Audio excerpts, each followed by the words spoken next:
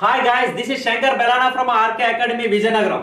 ఈ రోజు మనం కంప్లీట్ గా ఎస్ఎస్సి జీడి 2024 ఎగ్జామ్స్ అవుతున్నాయి. దీనిపైన కంప్లీట్ గా కట్ ఆఫ్ అనేది ఏ విధంగా ఉండవచ్చు, అలాగే ఎంతవరకు మీకు మార్కులు సాధించినట్లయితే మీరు బ్లైండ్ గా కళ్ళు మూసుకొని మీరు హ్యాపీగా గ్రౌండ్ అనేది ప్రాక్టీస్ చేసుకోవచ్చు అని చూద్దామండి. మరి ఆ విధంగా చూసుకున్నట్లయితే ఫస్ట్ ఆఫ్ ఆల్ మనం అన్నిటికన్నా ముందు మనకి ఉన్నటువంటి వేకెన్సీ ఎన్నో చూద్దామండి. మన ఆంధ్ర స్టేట్ కి, మన ఆంధ్రప్రదేశ్ కి ఉన్నటువంటి వేకెన్సీ ఏమో ఎస్సీ కేటగిరీకి అయితే కంప్లీట్ గా ఎన్ని పోస్టులు ఉన్నాయంటే 15, 32, 47, 57, 57 ఇవి ఒక 12 పోస్టులు అండి. అంటే ఆల్మోస్ట్ 65-70 పోస్టులు ఉన్నాయండి. అలాగే మనకి ఎస్టీ కేటగిరీ కంప్లీట్ గా వింగ్ వైజ్ చూసుకున్నట్లయితే ఏంటి సార్ ఇక్కడ wings BSF, CISF, CRPF, SSB, ITBP, AR. మరి ఇక్కడ కూడా ఎస్టీకి చాలా తక్కువ పోస్టులు కనబడుతున్నాయి సార్. 14, 6, 20, 20, 10 అంటే కంప్లీట్ గా 30 పోస్టులు అనేవి ఎస్టీ కేటగిరీకి ఉన్నాయి. అలాగే ఓబీసీకి చూసుకున్నట్లయితే ఇవి ఒక 25, ఇవి ఒక 55 అంటే 80, 96, 96 ఇది ఒక 20 పోస్టులు అంటే 110 పోస్టులు అనేవి ఆల్మోస్ట్ ఓబీసీకి మనకి ఇవ్వడం జరిగింది. అలాగే ఈడబ్ల్యూఎస్ సెక్షన్ చూసుకున్నట్లయితే మనకి 16, 20, 36 ఇవో 15 పోస్ట్ 10 పోస్టులు అనుకుంటే 46, ఒక 50 పోస్టులు అనేవి మనకి ఈడబ్ల్యూఎస్ లో వేకెన్సీ ఇవ్వడం జరిగింది. యూఆర్ చూసుకున్నట్లయితే అన్రిజర్వ్డ్ చూసుకున్నట్లయితే ఓపెన్ లో ఎన్ని ఉన్నాయంటే 39, 80, 25, 4, 21, 06. మరి ఇవన్నీ చూసుకుంటే 120, 145, 165 అంటే 180 పోస్టుల దగ్గర మనకి యూఆర్ కి ఎక్కువ అంటే ఓపెన్ కేటగిరీలో ఎక్కువ పోస్టులు అనేవి ఇవ్వడం జరిగింది.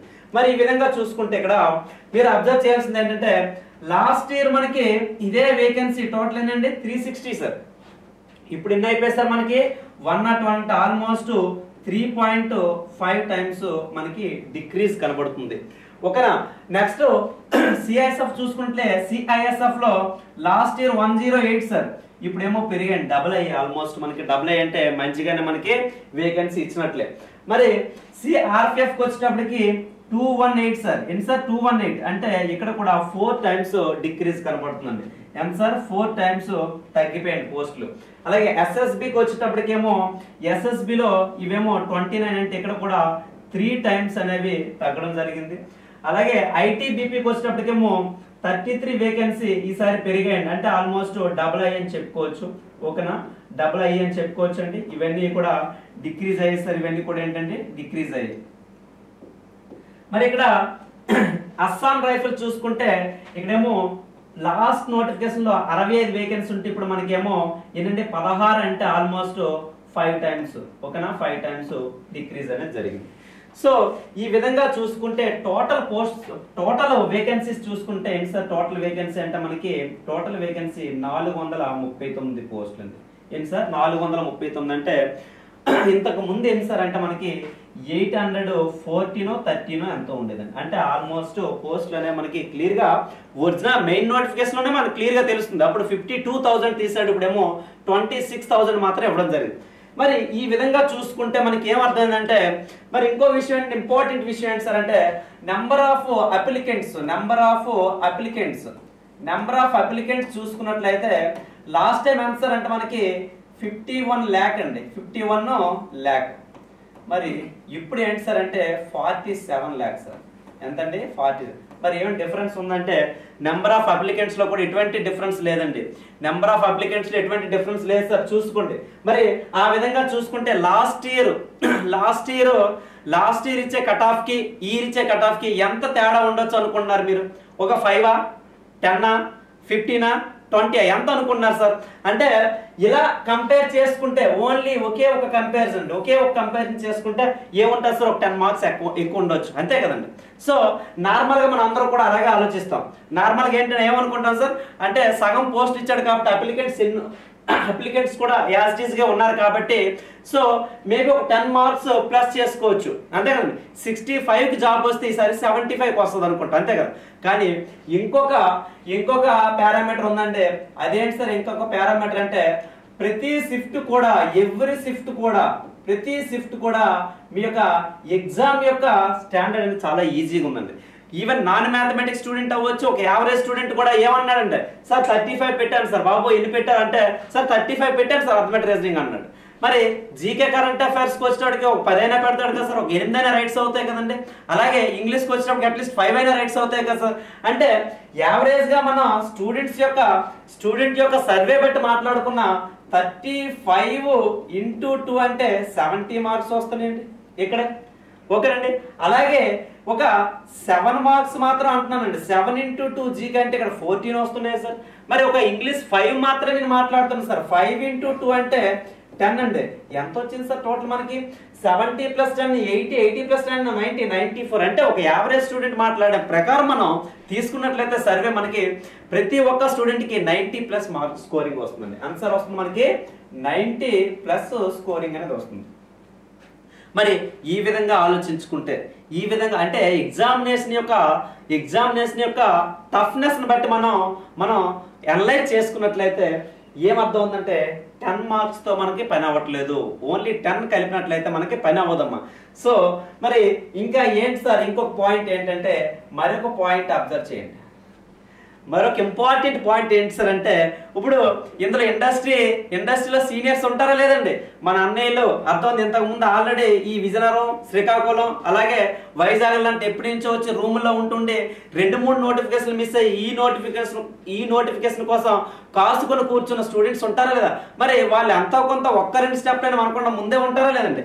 1 జాబ్స్ తక్కువ అండి, 2 ఎగ్జామినేషన్ యొక్క టఫ్నెస్ తక్కువ అండి, నెక్స్ట్ 3 వచ్చేటప్పటికి ఏమైనా number of aspirants, sincere aspirants అనేది పెరిగారు. మరి ఏమవుతుంది అప్పుడేంటి? అయితే +20 చేద్దామా, మనం +20 యాడ్ చేద్దామా, మరి +10 యాడ్ చేద్దామా, +15 యాడ్ చేద్దామా? సో మీకు ఎంత యాడ్ చేయాలి, ఏ రేంజ్ లో కట్ ఆఫ్ ఉంటుంది ఈరోజు మీకు కంప్లీట్ గా డీటెయిల్డ్ గా చెప్తాను. ఓకేనా, చూడండి. So last year cut off అనేది 65. ఇదేమో ఫస్ట్ లైన్ అనేది వచ్చేటప్పటికేమో జనరల్ అండి. ఏంటి జనరల్, ఇదేమో నక్సల్. మరి ఫస్ట్ లైన్ లో బిఎస్ఎఫ్ కి జనరల్ 65 వచ్చినప్పుడు కూడా జాబ్ వచ్చిందండి. ఎంత వచ్చిందండి? 65 వచ్చినప్పుడు కూడా జాబ్ వచ్చింది. అలాగే సిఎస్ఎఫ్ ఏ క్యాస్ట్ సార్ ఇది? ఏ క్యాస్ట్ అంటే ఎస్సీ గురించి మాట్లాడుతుంది, ఎస్సీ క్యాస్ట్ గురించి మాట్లాడుతుంది. ఎస్సీ క్యాస్ట్ లో మనకి జనరల్ నక్సల్ ఏరియా, జనరల్ లో 65 వచ్చినప్పుడు కూడా జాబ్ వచ్చిందండి. సిఎస్ఎఫ్ అయితే 71 మార్క్స్ వచ్చినా కూడా జాబ్ వచ్చిందమ్మా. సిఆర్పిఎఫ్ కి వచ్చేటప్పటికి 66 కి జాబ్ వచ్చిందండి. ఎస్ఎస్బికి లాస్ట్ టైం లేవు, ఐటీబీపీలో లేవు, ఏఆర్లో లేవు, అందుకే అక్కడ డాష్ మార్క్ పెట్టింది. మరి ఇదంతా పక్కన పెట్టేసి ఈ నోటిఫికేషన్ డీటెయిల్స్ అలా మీ దగ్గర ఉన్నాయి. దీని యొక్క స్ట్రాటజీ, దీని యొక్క కట్ ఆఫ్ అంతా మీ చేతిలో ఉంది, మీ ఫోన్లో ఉంది. మరి ఈ రోజు నేను ఇవన్నీ ఈ పారామీటర్స్ అన్ని బేస్ చేసుకుని మీకు ఫస్ట్ క్లాస్ అండి, అంటే డ్యామ్ షూర్ కట్ ఆఫ్ అనేది మీకు చెప్పడం జరిగింది. ఈ కట్ ఆఫ్ విన్నాక మీ యొక్క రిజల్ట్స్ కీ 1 వీక్ లో పెడతాడు కాబట్టి ఈ 1 వీక్ లో కీ పెట్టాక మీ యొక్క మార్క్స్ స్కోర్ కార్డ్ అనేది చూసుకొని ఈ రేంజ్ లో ఉంటే బ్లైండ్ గా మీరు రన్నింగ్ ప్రాక్టీస్ చేసుకోవచ్చండి, గ్రౌండ్ ప్రాక్టీస్ చేసుకోవచ్చు. మరి ఏంటి సార్ అంటే ఒక ఎస్సీ కేటగిరీ గురించి మాట్లాడినట్లయితే ఎస్సీలో బిఎస్ఎఫ్ 75. ఏంటి సార్ ఇది? జనరల్. నక్సల్ ఏరియాలో ఉన్నట్లయితే అబ్బాయి స్టూడెంట్ నక్సల్ ఏరియాకి చెందినవాడైతే 55 వచ్చిన ప్రతి స్టూడెంట్ కూడా హ్యాపీగా మీరు గ్రౌండ్ ప్రాక్టీస్ చేసుకోవచ్చు. మరి సిఎస్ఎఫ్ వచ్చినప్పటికి 85 అండ్ 85+ ఉంటే హ్యాపీగా గ్రౌండ్ ప్రాక్టీస్ చేసుకోవచ్చు. అలాగే నక్సల్ ఏరియా స్టూడెంట్ అయితే అదే సిఎస్ఎఫ్ కోసం 60 మార్క్స్ వస్తే చాలండి, 60 మార్కులు వస్తే అబ్బాయి గ్యారంటీగా సిఐఎస్ఎఫ్ అనేది పొందే అవకాశం ఉంటుంది. సిఆర్పిఎఫ్ వచ్చేటప్పటికి మనకి 75 అండి జనరల్లో, అలాగే నక్సల్ ఏరియా అయితే 55 అమ్మ. మరి ఎస్ఎస్బికి వచ్చేటప్పటికేమో 75 జనరల్, నక్సల్ ఏరియా 55 అండి. ఐటీబీపీకి వచ్చేటప్పటికి 70 ఉంటుందండి జనరల్ కి, 50 అనేది నక్సల్ ఏరియా ఉంటుందండి.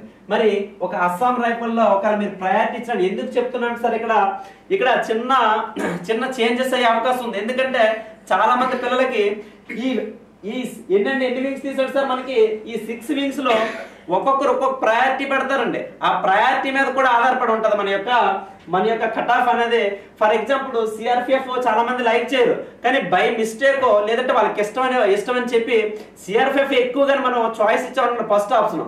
సో అప్పుడు ఏమవుతుందండి, ఉన్న పోస్ట్ ఏంటి సార్ మనకి సిఆర్పిఎఫ్ లో ఉన్న పోస్టులు ఏంటి సార్, ఎన్ని ఉన్నాయండి? 10 ఉన్నాయి. మరి ఏమవుద్ది, వీటితో పోల్చుకుంటే సిఆర్పిఎఫ్ లో 10 ఉన్నాయి, ఎస్ఎస్బిలో ఒక పోస్ట్ మాత్రం ఉంది. అప్పుడు ఏమవుతుందండి, కట్ ఆఫ్ మారుద్దా లేదా? కట్ ఆఫ్ మారుద్దా లేదండి? నువ్వు ఇన్ కేసు చాయిస్ అనేది ఎస్ఎస్బి ఇచ్చావు అనుకో, ఎస్ఎస్బి బాగుందేమో అని చెప్పి బాగుంటుందని చెప్పి నువ్వు ఫస్ట్ ప్రయారిటీ ఎస్ఎస్బి ఇచ్చావు. అలాగే మీ ఫ్రెండ్స్ చాలా మంది కూడా ఎస్ఎస్బి ఇచ్చేసారు, కానీ ఉన్న పోస్ట్ ఏంటండి ఒకటండి. క్యాస్ట్ చూసుకుంటే ఎస్సీ, కానీ ఇక్కడ ఏమవుతుందండి, కట్ ఆఫ్ అనేది పెరిగిపోయే అవకాశం ఉంటుంది. నువ్వు ఏదైతే చాయిస్ ఇచ్చావో ఆ పోస్టే మనకి ప్రయారిటీ ఇవ్వడం జరుగుతుంది. కాబట్టి అప్పుడు ఏముంది, జస్ట్ ఒక ఎస్ఎస్బికి సిఎస్ఎఫ్ కి ఈక్వలెంట్ గా కట్ ఆఫ్ అనేది వచ్చే అవకాశం ఉంది. ఓకేనమ్మా. మరి ఇక్కడ అస్సాం రైఫిల్స్ వచ్చేటప్పటికి ఏంటి సార్, 75, 55 అనేది. నక్సల్ ఏరియా అయితే 55 మార్క్స్ రావాలి, అలాగే అస్సాం రైఫిల్స్ కి అయితే 75 రావాలమ్మా. మరి ఎస్టీ కేటగిరీ చూద్దామండి. ఎస్టీ కేటగిరీ చూస్తే ఇక్కడ బిఎస్ఎఫ్ కి 75 రావాలి, అలాగే ఇదేమో 60 రావాలండి. నక్సల్ ఏరియా అయితే 60 మార్క్స్ వస్తే నువ్వు బ్లైండ్ గా నువ్వు హ్యాపీగా గ్రౌండ్ ప్రాక్టీస్ చేసుకోవచ్చమ్మా. నెక్స్ట్ ఏమో సిఎస్ఎఫ్ అయితే ఒక ఎస్టీ క్యాండిడేట్ కి 85, అలాగే ఇక్కడేమో 70. ఇదేమో సిఆర్పిఎఫ్ కి 80, 65. ఎస్ఎస్బికి వచ్చేటప్పటికేమో మనకి 75, 65. ఐటీబీపీకి వచ్చేటప్పటికి 75, 60.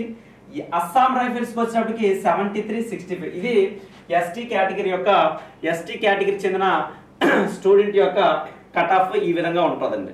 సో మరి ఓబీసీకి వచ్చేటప్పటికి మనకి ఒక బిఎస్ఎఫ్ పోస్ట్ రావాలంటే జనరల్ ఏమో ఎంత రావాలి సార్ అంటే 85 రావాలండి. అలాగే నక్సల్ ఏరియా కూడా 80 రావాలి. పెద్ద తేడా ఏం లేదు సార్, ఒక 5 మార్క్స్ తేడా ఉంటుంది. ఎందుకు సార్ అంటే ఒకసారి చూడండి. ఇక్కడ మనకి ఓబీసీ బిఎస్ఎఫ్ ఎన్ని పోస్టులు ఉన్నాయి, 25 పోస్ట్స్ ఉన్నాయి సార్. ఎన్ని ఉన్నాయి, 25 పోస్ట్స్ ఉన్నాయి. మరి దీని కాంపిటీషన్ ఏ రేంజ్ లో ఉంటుందో చూసుకోండి. సో అందుకు ఏంటంటే ఓబీసీ క్యాండిడేట్ ఎవరైతే ఉన్నారో స్టూడెంట్స్ వాళ్ళకి 85 అనేది 85 నార్మల్ ఏరియాకి రావాలి, అలాగే నక్సల్ ఏరియాకి 80 వస్తే జాబ్ కన్ఫర్మ్ అండి. నేను చెప్పేది డ్యామ్ షూర్. ఇంకా నువ్వు గ్రౌండ్ లో మెడికల్ లో పోవాలి తప్పగానే ఫైనల్ మెరిట్ లో పోవాలి. నేను చెప్పేది ఫైనల్ మెరిట్, నేను చెప్పేది ప్రతి ఒక్కటి గుర్తించుకోండి, ఫైనల్ మెరిట్ చెప్తున్నాను. సో అలాగే ఓబీసీలో సిఐఎస్ఎఫ్ రావాలంటే మీకు 110 ప్లస్ గా ఉండాలి. 110 వస్తే చాలండి. ఇదేమో 100 రావాలండి. సిఐఎస్ఎఫ్ మీరు ప్రయారిటీ ఇచ్చి ఉంటే మీకు ఈ విధంగా రావాలి. ఇక్కడేమో సిఆర్పిఎఫ్ కి 90, అలాగే 85, అలాగే ఎస్ఎస్బికి 95, 90. ఇదేంటి సార్, పైది ఎప్పుడు కూడా జనరల్ అని చెప్పాను, కింద లైన్ ఏమో స్కోర్ ఏమో మనకి నక్సల్ ఏరియా సార్. మరి ఇక్కడ చూసుకుంటే ఐటీబీపీకి 90, ఇదేమో 80. అస్సాం రైఫిల్స్ కి వచ్చేటప్పటికి 90, 85. మరి ఈడబ్ల్యూఎస్ చూసుకున్నట్లయితే మనకి బిఎస్ఎఫ్ రావాలంటే ఇన్ కేసు నువ్వు బిఎస్ఎఫ్ ప్రయారిటీ ఇచ్చినట్లయితే ఎంత రావాలి సార్, ఎంత రావాలంటే 80, 55 సార్. 80, 55. ఇదేమో 120 రావాలండి. ఒక ఓబీసీ స్టూడెంట్ కి 120 మార్క్స్ వచ్చినట్లయితే హ్యాపీగా సిఐఎస్ఎఫ్ అనేది డ్యామ్ షూర్గా వస్తుందండి. మరి ఇక్కడ సిఆర్పిఎఫ్ వచ్చేటప్పటికి ఎంత కట్ ఆఫ్ ఉండొచ్చు అంటే 90, 80గా ఉండొచ్చు. ఎస్ఎస్బికి వచ్చేటప్పటికి 95, 90గా ఉండొచ్చు. ఐటీబీపీకి వచ్చేటప్పటికేమో 85, అలాగే నక్సల్కి ఏమో 60 ఉంటుందండి. అస్సాం రైఫిల్కి వచ్చినప్పటికేమో 85, 60గా ఉంటుందండి. మరి యూఆర్ చూసుకుంటే ఓపెన్ లేదా అన్రిజర్వ్డ్ ఓసీ కేటగిరీ చూసుకున్నట్లయితే మనకి వీళ్ళకి ఒక బిఎస్ఎఫ్ జాబ్ పొందాలంటే నార్మల్ ఏరియాకి జనరల్ ఏరియాకి 95 రావాలండి. నక్సల్ ఏరియాకి 85 రావాలి సార్.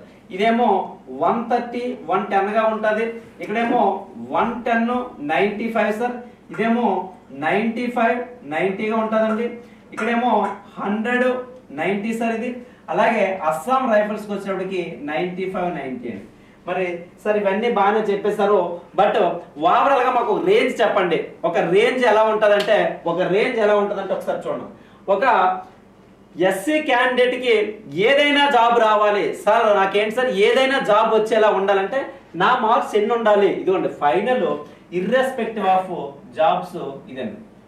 60 to 85 ఉన్న ప్రతి ఎస్సీ సోదరుడు, 60 to 85 మధ్య ఉన్న ప్రతి ఎస్సీ సోదరుడు హ్యాపీగా గ్రౌండ్ ప్రాక్టీస్ చేసుకోవచ్చమ్మా. 60కి 85కి మధ్య ఉన్న ప్రతి ఎస్సీ సోదరుడు ఏంటంటే హ్యాపీగా మీరు గ్రౌండ్ ప్రాక్టీస్ చేసుకోవచ్చు. అలాగే ఎస్టీ వచ్చేటప్పటికి ఎస్టీ సోదరుడేమో 65 to 85 65 to 85 మధ్యలో ఉన్న ప్రతి ఒక్క స్టూడెంట్ కూడా హ్యాపీగా మీరు గ్రౌండ్ ప్రాక్టీస్ చేసుకోవచ్చు తమ్ముడు. నెక్స్ట్ ఓబీసీకి వచ్చేటప్పటికి మినిమం 85 రావాలి సార్. ఏదైనా జాబ్ ఈ 6 వింగ్స్ లో ఏదైనా ఒక జాబ్ రావాలంటే మినిమం 85 రావాలి, మ్యాక్స్ 100 ఈ మధ్యలో ఉంటే మీకు హ్యాపీగా మీరు గ్రౌండ్ అనేది ప్రాక్టీస్ చేసుకోవచ్చు. మరి ఈడబ్ల్యూఎస్కి వచ్చేటప్పటికి 60 to 120 సార్.